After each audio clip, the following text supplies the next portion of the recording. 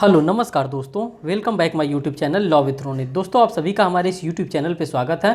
दोस्तों UP PCS जे main examination से related मैं आप लोगों के लिए वीडियो लेकर के आ रहा हूं, जो कि साथियों इंपॉर्टेंट होगा जनरल नॉलेज पेपर फर्स्ट के पॉइंट ऑफ व्यू से।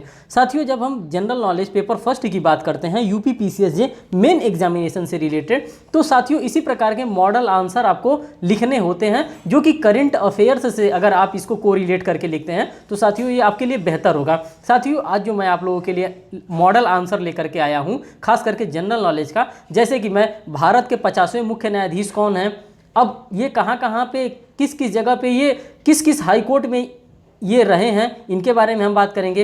103वां संविधान संशोधन लता मंगेशकर चौक कहाँ बनाया गया है, टू फिंगर टेस्ट पे सुप्रीम कोर्ट ऑफ इंडिया के द्वारा किस प्रकार से रोक लगाई गई है, और इस तरह की जितनी भी जानकारियां हैं, जितने भी वर्ड लिमिट्स में आते हैं कि आपको 75 वर्ड में लिखना है कि 80 वर्ड में लिखना है कि 40 वर्ड में लिखना है, उन सभी चीज़ों के बारे में हम यहाँ पे डिस्कस करने वाले हैं। जी हाँ साथियों, आपको देख करके ये पता चल गया कि हाँ हमारा एम क्या है इस वीडियो को बनाने का। तो साथियों यहाँ पे आप देख सकते हैं ये यूपी पीसीएस जे मेन एग्जामिनेशन से रिलेटेड होगा साथियों, और खास करके ये जनरल नॉलेज से रिलेटेड होगा। इसमें जो वर्ड दिया है, वर्ड लिमिट 75 वर्ड लिमिट दिया है, मीन्स की 75 वर्ड लिमिट दिया है। इसी वर्ड लिमिट के अंतर्गत हमको सारी बातों को अपने लिखना होता है। जैसे कि आप प्रीवियस ईयर पेपर एनालिसिस करेंगे, जैसे कि 2016 का पेपर हो गया, 2018 का पेपर हो गया, तो उसमें एज सच ऐसा ही क्वेश्चन पूछा हुआ है। देखिए कह रहा है निम्नलिखित पर टिप्पणी लिखिए। अब टिप्पणी लिखने के लिए आ रहा है, तो साथियों जब टिप्पणी लिखने के लिए हमारे जनरल नॉलेज के पेपर में आता है तो इसी टाइप से आता है, एक क्वेश्चन दे देगा और ये 5 नंबर का ये क्वेश्चन हो जाएगा, 5 का ये,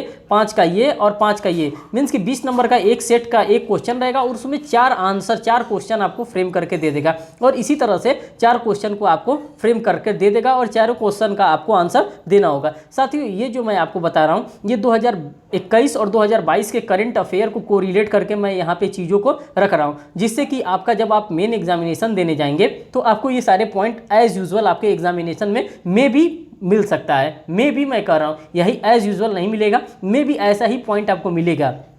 अगर आप इस तरह से इसको प्रिपेयर कर लेंगे तो आपके लिए बेहतर होगा। अब देखिए इसमें क्या क्या मैंने लिया है। पहला मैंने लिया है 103वां संविधान संशोधन के बारे में पहला क्वेश्चन लिया है। दूसरा, गंगा विलास क्रूज सेवा स्टार्ट किया गया है उत्तर प्रदेश सरकार के द्वारा, इसको मैंने लिया है। टू फिंगर टेस्ट पर रोक, इससे रिलेटेड मैंने क्वेश्चन को लिया है। सूचना प्रौद्योगिकी अधिनियम धारा 66 है, जिसको इंफॉर्मेशन टेक्नोलॉजी एक्ट के नाम से जानते हैं 2000 का, इसको मैंने लिया है। साथ साथ में एक नेक्स्ट क्वेश्चन है उसको भी मैंने कवर किया है। तो साथियों पहला क्वेश्चन देख लीजिए, पहला आ रहा है 75 वर्ड लिमिट्स में इसको लिखना है। 103वां संविधान संशोधन, अगर हमारे पास इस तरह से क्वेश्चन आ जाते हैं कि 103 जो कॉन्स्टिट्यूशनल अमेंडमेंट किया गया है सुप्रीम कोर्ट ऑफ इंडिया के द्वारा, मीन्स की क्या ये सही माना गया है कि नहीं सही माना गया, अगर सही माना गया है तो किस रेशियो में जजमेंट इसको पास किया गया है, कितने जजेस इसमें थे, तो इन सभी पॉइंट्स को आपको वहाँ पे लिखना पड़ेगा। और सबसे पहले तो आपको ये बताना पड़ेगा जो कि 103 नंबर मीन्स कि 103वां संविधान संशोधन किया गया, ये किससे रिलेटेड है,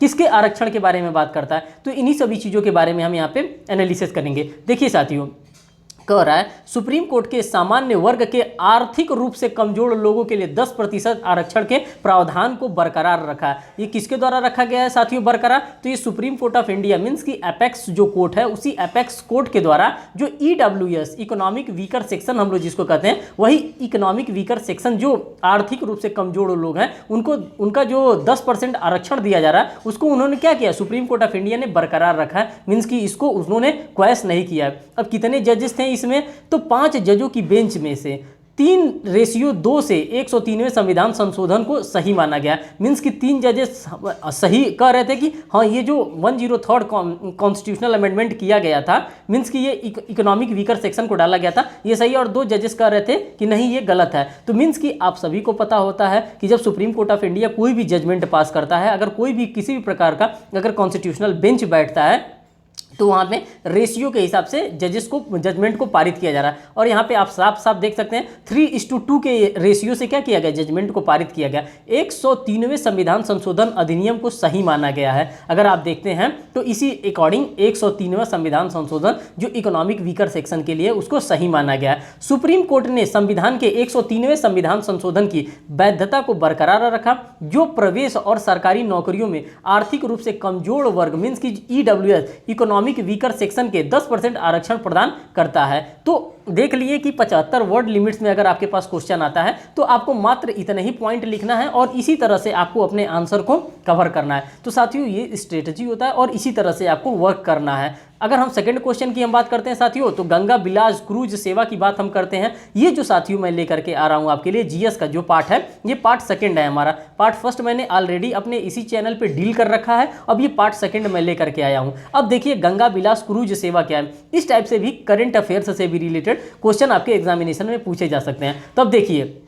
वाराणसी के रविदास घाट से उत्तर प्रदेश के मुख्यमंत्री, कहाँ के मुख्यमंत्री साथियों, आप पेपर कहाँ का देने जा रहे हैं, आप देने जा रहे हैं यूपी पीसीएस जे मेन एग्जामिनेशन। तो साथियों उत्तर प्रदेश से रिलेटेड भी आपसे क्वेश्चन पूछा जा सकता है। वही कह रहा है वाराणसी के रविदास घाट से उत्तर प्रदेश के मुख्यमंत्री योगी आदित्यनाथ ने गंगा विलास क्रूज के टाइम टेबल का विमोचन किया। मीन्स कि पहले तो इन्होंने टाइम टेबल बनाया है, गंगा विलास जो क्रूज जाएगा उसका टाइम टेबल का इन्होंने विमोचन किया। किसके द्वारा विमोचन किया गया साथियों, तो ये उत्तर प्रदेश के मुख्यमंत्री श्री योगी आदित्यनाथ जी के द्वारा किया गया है। केंद्र सरकार ने 10 जनवरी 2022 में उत्तर प्रदेश का जो वाराणसी है, वाराणसी और असम के डिब्रूगढ़ के बीच विश्व की सबसे लंबी नदी क्रूज सेवा शुरू करने का प्रस्ताव रखा गया है। ठीक, ये जो प्रस्ताव रखा गया था, लेकिन अब धरातल पे ये प्रस्ताव क्या हो चुका, उतर चुका है, ये एक खेप इसकी जा भी चुकी है। अब आगे देखिए, यह उत्तर प्रदेश के काशी से विश्व की सबसे लंबी रिवर क्रूज यात्रा है। मीन्स कि ये नदी का जो क्रूज है वो सबसे लंबी यात्रा है, इसीलिए इसको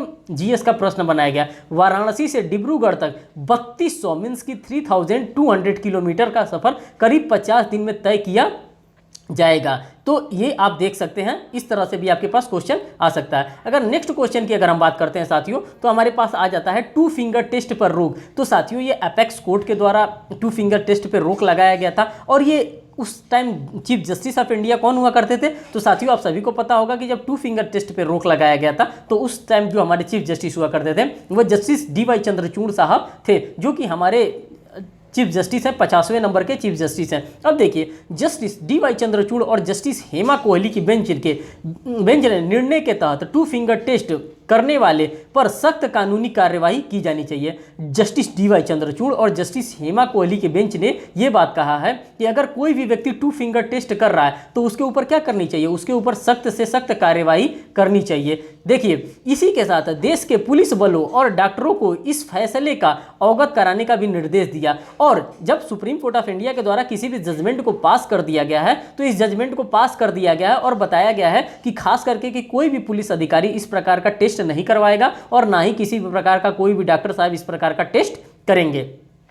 इसे अदालत ने बलात्कार या यौन उत्पीड़न के मामले में 2 उंगली परीक्षण मीन्स की 2 फिंगर टेस्ट इस्तेमाल की को खारिज किया जाता है। पहले इसी प्रकार का टेस्ट किया जाता था 2 फिंगर टेस्ट, लेकिन अब 2 फिंगर टेस्ट को क्या कर दिया गया, सुप्रीम कोर्ट ऑफ इंडिया के द्वारा नकार दिया गया, समाप्त कर दिया गया। अतः सुप्रीम कोर्ट ने 2 फिंगर टेस्ट पर रोक लगा दी है। साफ साफ ये बात आपको लिखनी होगी, जब आपके एग्जामिनेशन में इस टाइप का क्वेश्चन आएगा तो ये सारे पॉइंट आपको लिखने होंगे। अतः सुप्रीम कोर्ट ने 2 फिंगर टेस्ट पर रोक लगा दी है। दरअसल देश में कानूनी व्यवस्था में रेप केस पुष्टि के लिए पीड़ित का 2 फिंगर टेस्ट कराया जाता था। ये किस लिए कराया जाता था कि जो रेप पीड़ित विक्टिम होती थी उनके टेस्ट के लिए कि क्या इनका वाकई में रेप हुआ है कि नहीं, इसी चीज को देखने के लिए क्या किया जाता था, 2 फिंगर टेस्ट का कराया जाता था। लेकिन सुप्रीम कोर्ट ऑफ इंडिया ने इसका कॉग्निजेंस लिया और इस 2 फिंगर टेस्ट को क्या कर दिया, उसने समाप्त कर दिया। और ये भी बता दिया है कि 2 फिंगर टेस्ट अगर किसी के द्वारा भी किया जा रहा है, अगर किसी डॉक्टर के द्वारा किया जा रहा है या किसी पुलिस अधिकारी के द्वारा 2 फिंगर टेस्ट कराया जा रहा है तो उनके ऊपर सख्त से सख्त क्या की जाएगी, कार्रवाई भी की जाएगी। साथियों इसी प्रकार के आपके एग्जामिनेशन में क्वेश्चन बने रहेंगे। साथियों मैं आपको एक इन्फॉर्मेशन और शेयर करना चाहता हूं, अगर आपको ये वीडियो अच्छा लग रहा हो तो आप हमें कमेंट सेक्शन में ज़रूर कमेंट करके बताएं कि हम आपके लिए और भी इसी टाइप का सेशन लेकर के आएँ। अगर आप कमेंट पॉजिटिवली करते हैं तो मैं आपके लिए डेफिनेटली इस टाइप का सेशन और लेके आऊँगा, जो कि आपके मेन एग्जामिनेशन में मीन्स कि जीएस के पेपर के लिए इंपॉर्टेंट रहेगा। सूचना प्रौद्योगिकी अधिनियम की धारा 66(a) की अगर हम बात करते हैं तो देखिए सुप्रीम कोर्ट के निर्देश के बाद सूचना प्रौद्योगिकी अधिनियम सन 2000 मीन्स कि ये जो सूचना प्रौद्योगिकी अधिनियम आया था ये कब आया था, ये 2000 में आया था कि धारा 66(a) के तहत किसी भी नागरिक पर मुकदमा नहीं चलाया जा सकता है। मीन्स कि ये जो 66(a) है इसको समाप्त कर दिया गया। कब समाप्त कर दिया गया था, 2015 में इसको समाप्त कर दिया गया है। अगर इसको समाप्त कर दिया गया तो इसको फिर से लागू नहीं किया जा सकता, जिसे वर्ष 2015 में न्यायालय ने श्रेया सिंगल मामला एक आया था, मुंबई का केस है ये, श्रेया सिंगल मामले में इसको समाप्त कर दिया गया। किसको? धारा 66A को श्रेया सिंगल के केस से इसको क्या कर दिया गया? समाप्त कर दिया गया, रद्द कर दी गई थी।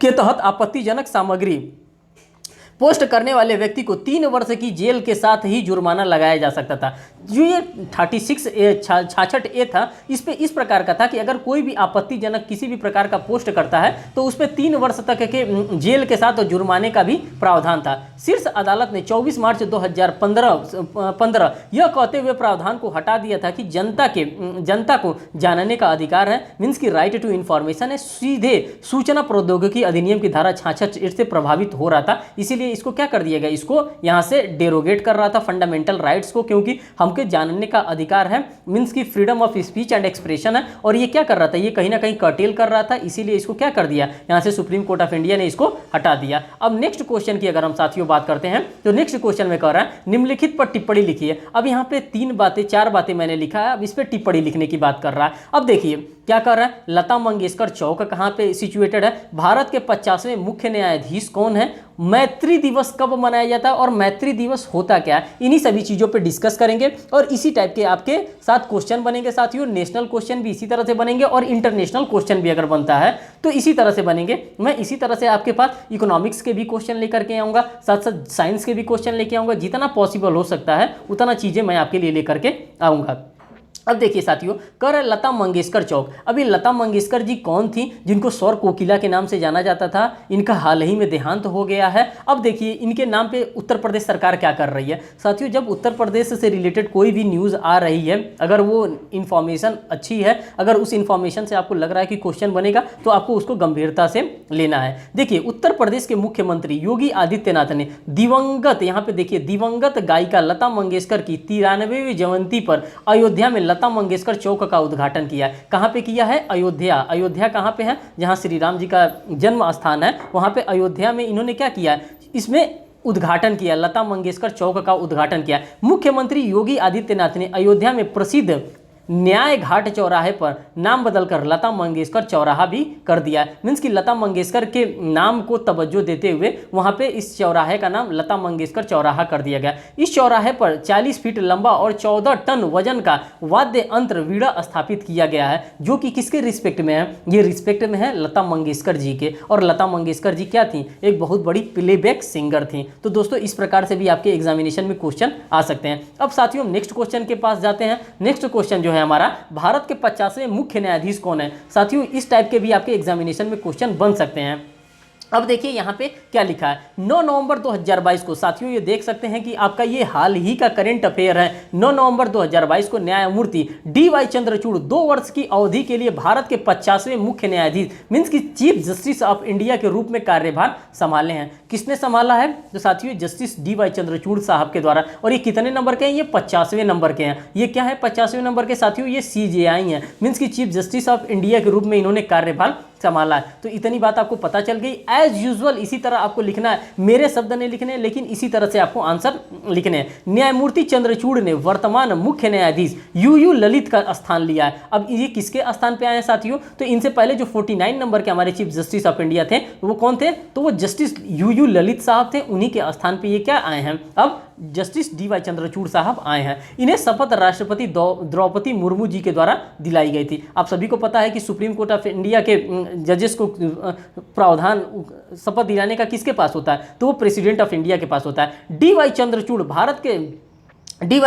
भारत के 16वें और सबसे लंबे समय तक सेवा में रहने वाले मुख्य न्यायाधीश न्यायमूर्ति YB चंद्रचूड़ के पुत्र हैं। इनके पिताजी भी 16वें नंबर के क्या थे? चीफ जस्टिस ऑफ इंडिया थे। और उन्हीं के ये पुत्र हैं कौन? DY चंद्रचूड़ साहब जो हैं वो YB चंद्रचूड़ साहब के पुत्र हैं। इस प्रकार का भी इंफॉर्मेशन आपके पास होना चाहिए। 31 अक्टूबर 2013 से सर्वोच्च न्यायालय में नियुक्ति, तब वे इलाहाबाद उच्च न्यायालय के मुख्य न्यायाधीश थे। जब इनकी नियुक्ति हुई थी सुप्रीम कोर्ट ऑफ इंडिया में, जब ये इलाहाबाद हाई कोर्ट के उस समय क्या थे? तत्कालीन चीफ जस्टिस थे। और इनको एलिवेट करके कहाँ भेजा गया? इनको एलिवेट करके इलाहाबाद हाई कोर्ट से इनको सुप्रीम कोर्ट ऑफ इंडिया भेजा गया। इसीलिए ये क्वेश्चन आपके लिए इंपॉर्टेंट हो जाता है साथियों। और इस तरह से इंपॉर्टेंट क्वेश्चन को आपको ध्यान रखना है। अब बात करते हैं साथियों मैत्री दिवस। अब मैत्री दिवस क्या होता है साथियों? अब आगे देखिए, भारत और बांग्लादेश ने 6 दिसंबर को संयुक्त रूप से मैत्री दिवस मीन्स कि जिसको हम लोग फ्रेंडशिप डे कहते हैं, उसी फ्रेंडशिप डे को मनाया है। किसने किसने मनाया है? भारत ने मनाया है और बांग्लादेश ने। इन दोनों देशों के द्वारा मिल करके एक फ्रेंडशिप डे को सेलिब्रेट किया गया।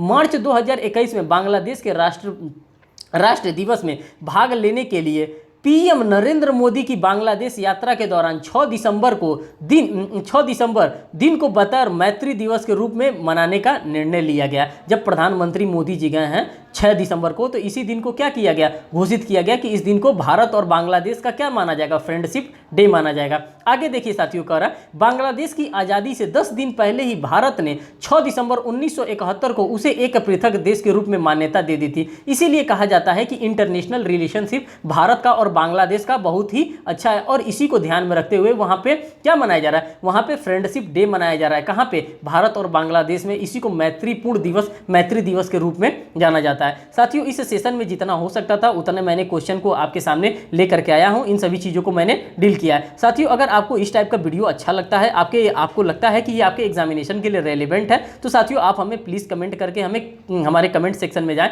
और प्लीज हमें कमेंट करके बताएं ये सेशन आपको कैसा लग रहा है। अगर ये सेशन आपके लिए हेल्पफुल हो रहा है तो किस प्रकार से हेल्पफुल हो रहा है, अगर इसमें और भी कुछ चीज़ों के बारे में आप जानना चाहते हैं तो मैं वो सारी चीज़ें आप कमेंट सेक्शन में ज़रूर हमको बताएं। मैं उस चीज़ को इम्प्लीमेंट करने का 100% कोशिश करूंगा। साथियों, अगर आप हमारे चैनल पर नए हो तो हमारे चैनल को जरूर सब्सक्राइब करें और बेल आइकन को तो हिट ही कर दें, जिससे कि मैं कोई भी लेटेस्ट अपडेट लेकर के आ रहा हूँ यूपी पीसीएसजे मेन एग्जामिनेशन से related, as well as Bihar judiciary से रिलेटेड, छत्तीसगढ़ जुडिशरी से रिलेटेड, और कोई भी इंपॉर्टेंट अगर कोई भी नोटिस मैं लेकर के आ रहा हूँ वो आपको आसानी से मिल जाए। साथियों, इसी के साथ बहुत बहुत धन्यवाद। Thank you.